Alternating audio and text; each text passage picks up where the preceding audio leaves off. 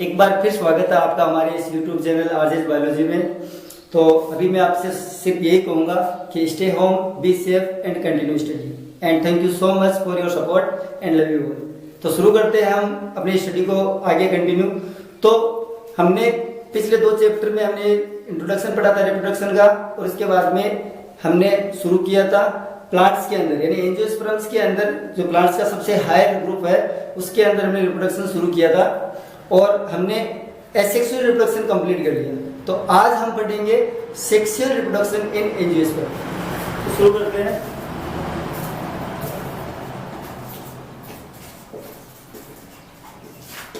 Sexual reproduction in angiosperm. तो जैसा कि मैंने आपको पहले ही बताया था कि किसी भी ऑर्गेनिज्म में सेक्सुअल रिप्रोडक्शन होने के लिए 2 शर्तें होती है। सबसे पहली गैमेटोजेनेसिस, जिसके दौरान गैमेट बनते हैं, और दूसरी जो शर्त है वो है फर्टिलाइजेशन। इस प्रोसेस में गैमेट के बीच में फ्यूजन होता है और उससे वापस टू स्टेज जो रिस्टोर होती है। अगर ये दोनों प्रोसेस किसी रिप्रोडक्शन में होती है तो हम उसे सेक्सुअल रिप्रोडक्शन कहते हैं। तो एंजियोस्पर्म में सेक्सुअल रिप्रोडक्शन पढ़ने से पहले मैं आपको बता दूं कि एंजियोस्पर्म जो है वो सबसे हायर ऑर्गेनिज्म है प्लांट के अंदर, और इनके अंदर अल्टरनेशन ऑफ जनरेशन पाया जाता है।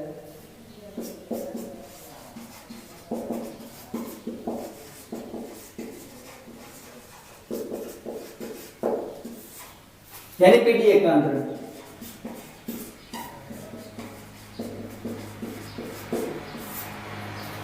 तो अब आप ये जानना चाहोगे कि पीडी एकांतर क्या है, तो इसको मैं थोड़ा सा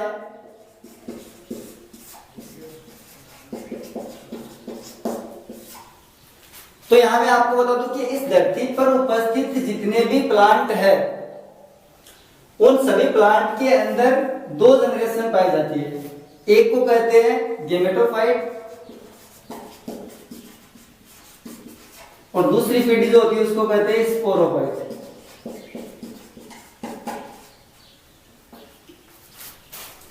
गेमेटोफाइट मतलब युग्मकोद्भिद, और इसको कहते हैं बीजाणु।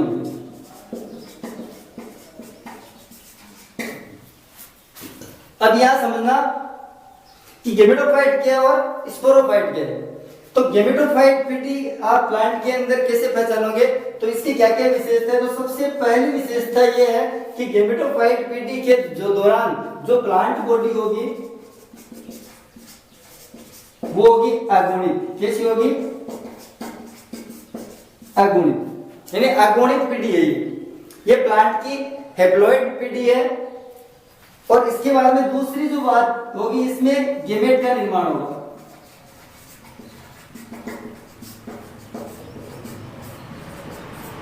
यानी इस पीढ़ी के अंदर पादपों में युग्मक बनते हैं।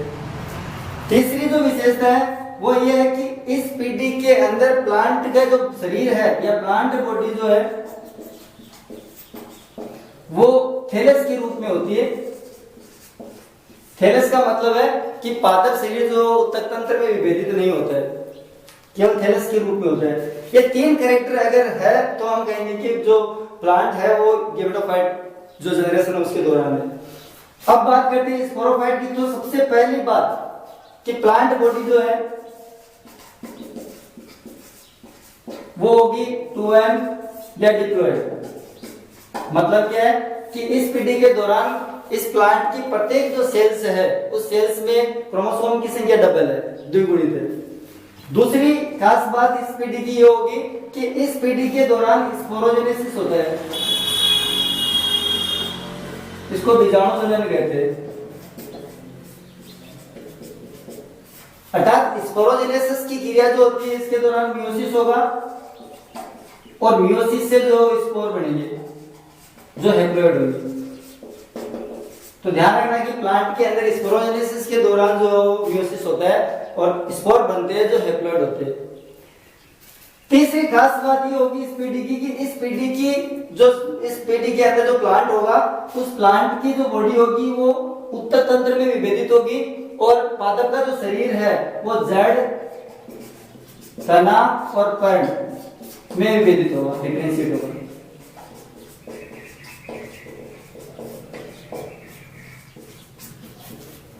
अर्थात रूट, स्टेम और लीव्स में बटा हुआ होगा, उत्तक तंत्र प्रकार का शारीरिक संगठन होगा, उत्तक टिश्यूज पाए जाएंगे। इस तरीके की अगर ये तीन विशेषताएं अगर हम माने तो स्पोरोफाइट्स में पाई जाती है, उस पीढ़ी को हम स्पोरोफाइट्स कहेंगे।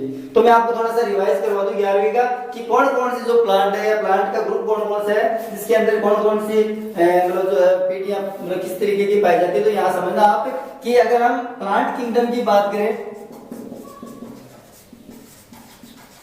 तो हमने पढ़ा था कि सबसे पहला जो है इसका ग्रुप है वो है एल्गी, दूसरा ब्रायोफाइट, तीसरा टेरिडोफाइट और चौथा जो है वो जिम्नोस्पर्म और पांचवा जो है एंजियोस्पर्म, सबसे हायर ग्रुप। हमने पढ़ा था कि एल्गी और जो ब्रायोफाइट है इनके अंदर जो मेन पीढ़ी होती है या मेन जनरेशन जो है वो होती है गेमेटोफाइट, यानी स्पोरोफाइट जो होती है वो इसकी मुख्य पीढ़ी नहीं होती, गेमेटोफाइट होती है। स्पोरोफाइट जो गेमेटोफाइट पर डिपेंड होता है पूरा पूरा। और यहाँ जो हमने देखा था कि टेरिडोफाइट से लेकर और एंजियोस्पर्म, टेरिडोफाइट पहले प्लांट ग्रुप है जिनके अंदर वेस्कुलर टिश्यूज का डेवलपमेंट हुआ और इसके बाद में जो है वो मेन जो जनरेशन है, मेन जनरेशन जो है वो कौन सी होगी, स्पोरोफाइट होगी। अर्थात टेरिडोफाइट, जिम्नोस्पर्म और एंजियोस्पर्म में जो प्लांट है वो जड़, तना और पत्ती या रूट, स्टेम और लीव्स में बटा हुआ होता है और वेस्कुलर टिश्यूज का निर्माण हो गया और निर्माण होने के बाद में इनके अंदर जो खाद्य पदार्थों का और भोजन का जो परिवहन है वो शुरू हो गया। तो इसके बाद में मेन पीढ़ी या मेन जनरेशन जो स्पोरोफाइट हो गई। तो कहने मतलब यहाँ गेमेटोफाइट जो होता है स्पोरोफाइट के ऊपर मतलब जो आश्रित होता है, डिपेंड होता है। तो ये बातें हमने जो 11th में पढ़ी थी। अब देखो इन दोनों के बीच में यानी कहने का मतलब है कि यहाँ हमने हमारा जो टॉपिक चल रहा है वो चल रहा है अल्टरनेशन ऑफ जनरेशन। तो इसका मतलब यही है कि प्लांट के अंदर गेमेटोफाइट और स्पोरोफाइट इन दो पीढ़ियों के बीच में एकांतरण चलता रहता है। एक बार स्पोरोफाइट आता है, फिर गेमेटोफाइट बनता है, फिर स्पोरोफाइट बनता है, फिर गेमेटोफाइट बनता है। इस तरीके से जो है वो अल्टरनेट और जनरेशन चलता रहता है, पीढ़ी एकांतरण इनके अंदर पाया जाता है। ये बात करते हैं पादपों में सेक्सुअल रिप्रोडक्शन की।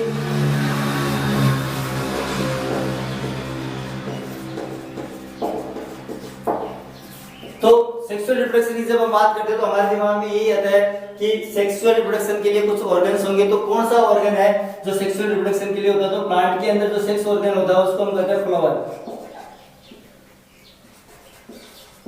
पुष्प।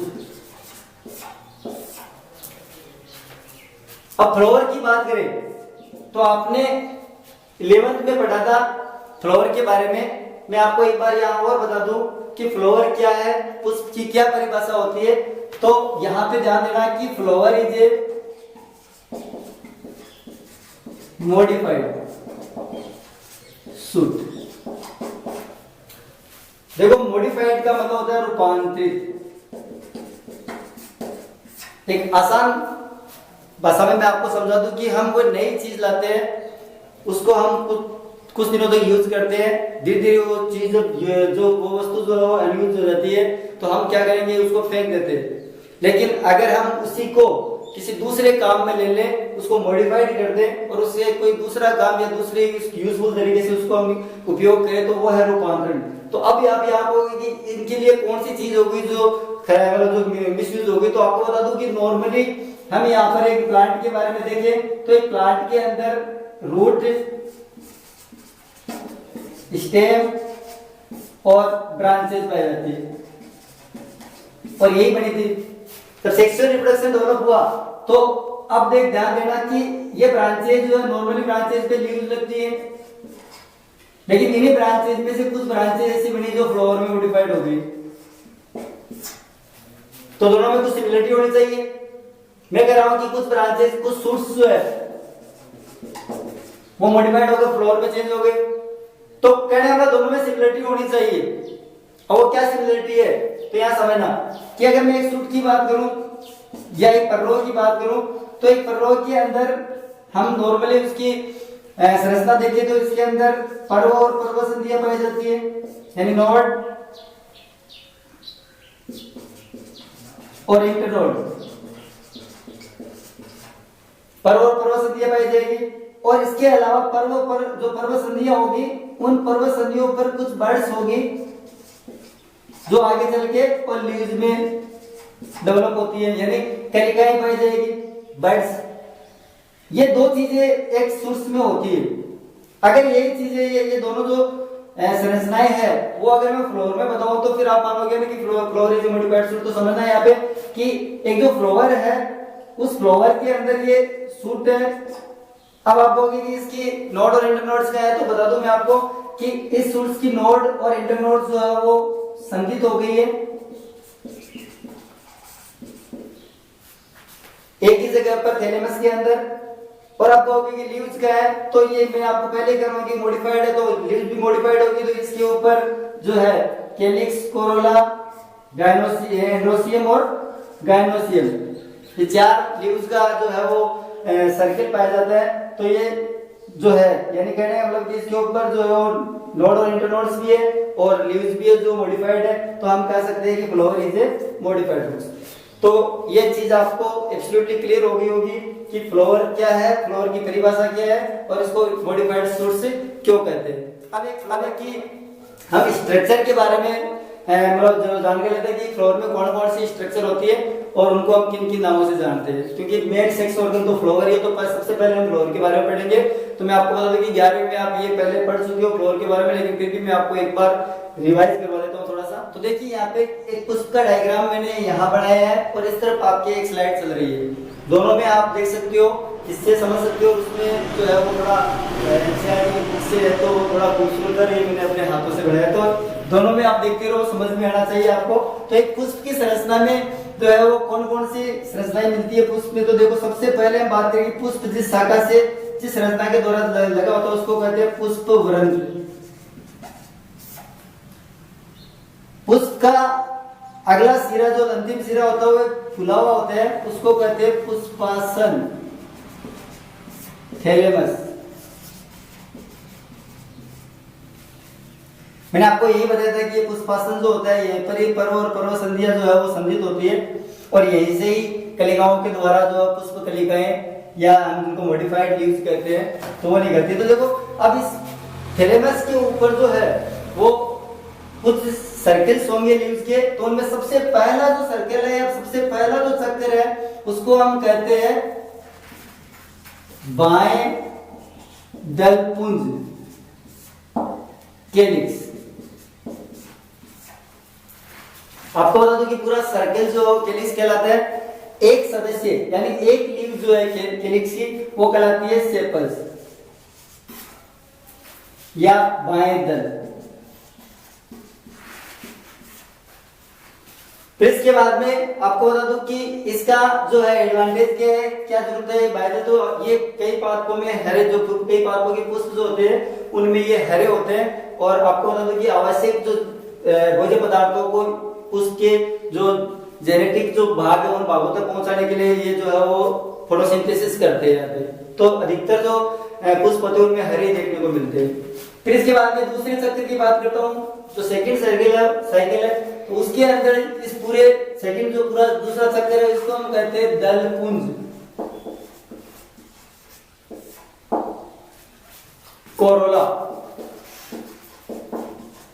और इसका एक सदस्य कहलाता है दल, यानी पूरा जो साइकिल है वो दलपुंज है, इसका एक सदस्य जो है दल या पेटल कहलाता है।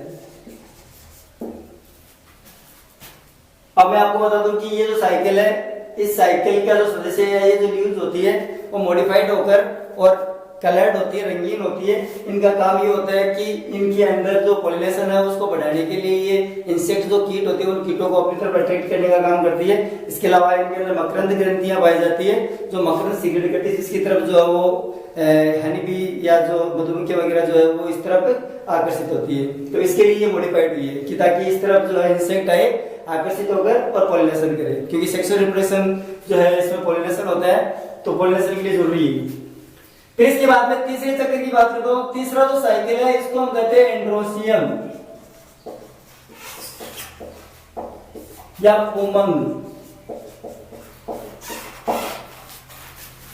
आपको बता दूं कि ये जो है एंड्रोसियम जो है ये इसका तीसरा साइकिल है और ये जनन चक्कर है। ये दो तो सहायक चक्कर है, एसेसरी साइकिल है, जिनको हम सहायक चक्कर कह रहे हैं।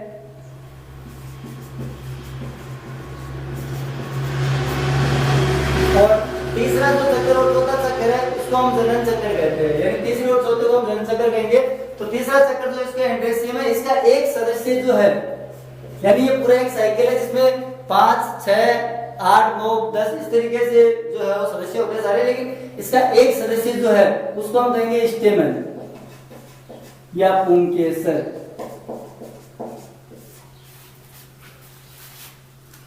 एक और नाम है इसका लघु बीजाणु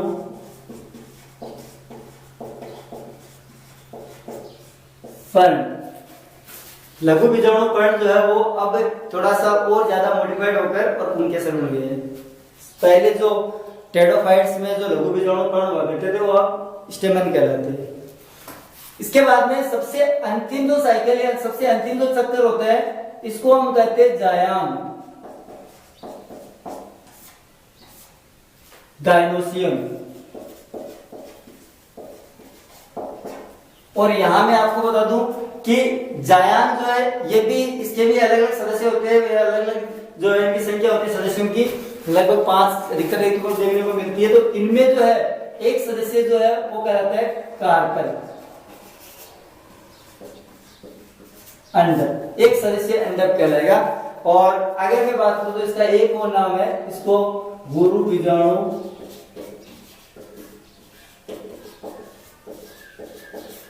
पर्ण भी कहते हैं। तो ये जो एंड्रोसियम और गायनोसियम है, इन दोनों को मिला के और हम इन दोनों को कहते हैं जनन चक्र। यहाँ जो नर जननांग है उसको हम स्टेमन कहेंगे और जो मादा जननांग है उसको हम गायनोसियम कहेंगे। और द्रवांडल और दलपुंज जो है वो एसेसरी साइकिल के रूप में, सहायक चक्र के रूप में होते हैं। तो ये एक नॉर्मल पुष्प की संरचना है जो आपको क्लियर हो गई होगी।